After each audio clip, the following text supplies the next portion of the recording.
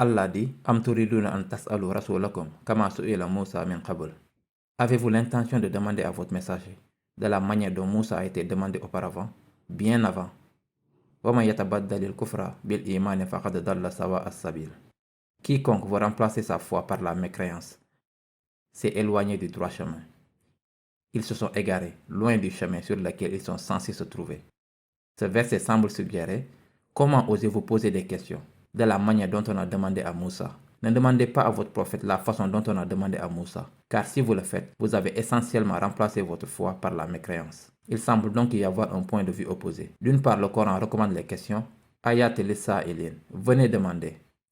Fas'alu ahlil zikri in kuntum la ta'lamun. Demandez aux gens de rappel si vous-même ne savez pas.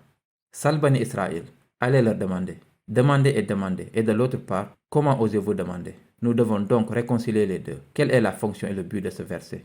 La première chose que j'aimerais partager avec vous est que l'étude du Coran est une étude sensible. Et l'une des approches les plus fondamentales à l'étude du texte du Coran est que vous devez prendre en considération le contexte, les lieux dans lesquels une déclaration est mentionnée. Pour vous qui êtes étudiant, c'est facile à comprendre. Vous ne prenez jamais une phrase dans un chapitre en ignorant le paragraphe dans lequel elle appartient, ou le chapitre dans lequel elle appartient, ou le manuel dans lequel elle appartient. Le contexte est tout. Hors contexte, vous pouvez à peine comprendre quoi que ce soit. La déclaration que je viens de partager avec vous, où Allah dit « Avez-vous l'intention de questionner votre messager de la même façon qu'à Moussa ?» C'est en fait une instruction qui se produit dans la sourate Baqara. Et ça fait partie d'un très long passage dans Baqara, où Allah mentionne un certain nombre de choses sur les Israélites, les enfants d'Israël. Et dans cette discussion, il y a un certain nombre de questions que les Israélites ont demandé à Moussa. Alors Allah dit maintenant, allez-vous lui demander de la façon dont on a demandé à Moussa? Il y a déjà un contexte dans lequel nous avons appris comment Moussa a été interrogé. Je voudrais vous donner un exemple plus simple pour comprendre ce point. Je suis dans l'enseignement depuis longtemps. En classe, il existe différents types de questions. Il existe un étudiant curieux qui veut juste comprendre et il ose lever la main ou élever la voix pour dire « Écoutez, je ne comprends pas » ou « Comment cela a-t-il un sens? Est-ce que ceci ne contredit pas cela, etc., etc. » Il pose la bonne question et un professeur expérimenté sait assez bien qu'au moment où il entend cette question, cet étudiant veut vraiment comprendre. Il soit impatient de comprendre. Et il acceptera ce genre de questions car il crée une discussion fructueuse en classe. Mais aussi, il existe un clown dans la classe. C'est le gars qui, A, n'est pas intéressé pour apprendre et B, est intéressé à s'assurer que personne d'autre ne comprenne non plus. Ils aimeraient transformer la classe en une expérience divertissante. Et la façon dont ils le font est qu'ils vont en fait poser des questions ridicules, condescendantes, des types de questions sarcastiques. Et un professeur aguerri ou n'importe quel professeur saurait que cette personne veut juste perturber la classe. Il ne pose pas vraiment la question pour comprendre, il pose une question juste pour détourner l'attention du sujet réel ou être insultant ou condescendant. Parfois, même dans une question, vous pourriez être insultant. Comme par exemple, prenez un exemple simple. Quelques personnes parlent. Es-tu réel?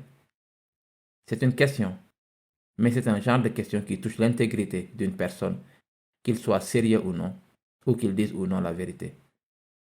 Vous vous moquez de moi. Atattakhizuna huzuwa. Littéralement dans le Coran, est-ce que vous nous prenez pour une blague? Êtes-vous sérieux? C'est ainsi qu'il demande à Moussa alayhi salam. Il y a des questions intelligentes à travers lesquelles vous voulez apprendre. C'est tout ce qui vous intéresse. Vous voulez clarifier une contradiction. Vous voulez mieux comprendre quelque chose. Quelque chose ne vous satisfait pas. Ce sont les types de questions que le livre d'Allah et cette religion acceptent. Politique de porte ouverte. Ensuite, il y a des sortes de questions qui sont juste censées être déplacées. Et ce n'est même pas de la façon dont la question est formulée. Mais c'est l'attitude qui se cache derrière cette question, les motivations derrière cette question. Il y a plusieurs choses ici. Qu'est-ce que vous demandez? Pourquoi demandez-vous? Et comment demandez-vous? Il y a 3 parties à cela. Que demandez-vous? Pourquoi vous demandez? Et comment vous demandez? Maintenant, le truc avec Moussa alayhi salam, regardez. Vous ne pouvez pas dire pourquoi quelqu'un demande, parce que les intentions sont dans le cœur. Je n'ai aucun moyen de le dire. Donc tout ce que je peux juger, et vous pouvez juger pour les autres est, numéro 1, que demande-t-il? Et numéro 2, comment demande-t-il? C'est tout ce que nous pouvons juger. Ce que vous demandez, si c'est clairement utile, c'est destiné à servir une sorte de compréhension plus élevée. C'est une question qui est bienvenue. Mais même ça, même si c'est une bonne question, le Coran s'assure que nous ne nous contentons pas de demander, mais que nous demandons correctement. Ce comment devrait être pris en considération, que nous devrions prendre en considération la manière, le ton. Comment par exemple j'ai un étudiant très passionné, et on discute des choses très simples. Hier, il m'a parlé de quelques problèmes de grammaire arabe. Ce n'est pas comme un problème de foi et de mécréance. C'était sur la structure d'une phrase et comment cela devrait être organisé, un truc comme ça. Et sa voix s'est élevée. Il est devenu vraiment passionné. Je lui ai dit, tranquille, tranquille, nous discutons juste de nom. Ce n'est pas comme si c'était une grande cause, où le sang bouillonne à l'intérieur. Relax. Il était, ouais, je sais que je m'énerve un peu, c'est bon, c'est bon.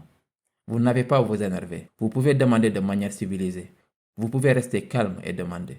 Donc il y a le quoi et il y a le comment. Maintenant, quand Allah dit Kama su'ila Moussa min qabl, il y a 2 ou 3 choses ici. Évidemment, l'intention. Je ne peux pas vérifier vos intentions et vous ne pouvez pas vérifier les miennes. Mais ce que nous demandons et comment nous demandons est important. Cela compte. La manière dont vous parlez à quelqu'un, les mots que vous choisissez d'utiliser, la tonalité que vous choisissez d'utiliser, les expressions faciales que vous faites, tout cela fait partie du comment. Ne faites pas ça devant le prophète sallallahu alayhi wa sallam, de la manière dont les gens l'ont fait avec Moussa alayhi salam. Ne soyez pas condescendants. Le Coran fait même un point indiquant que les expressions faciales sont offensantes. La façon dont vous regardez quelqu'un peut être offensante. Summa abasa wa basar, summa adabara wastakbar. Il fronça les sourcils et il regarda.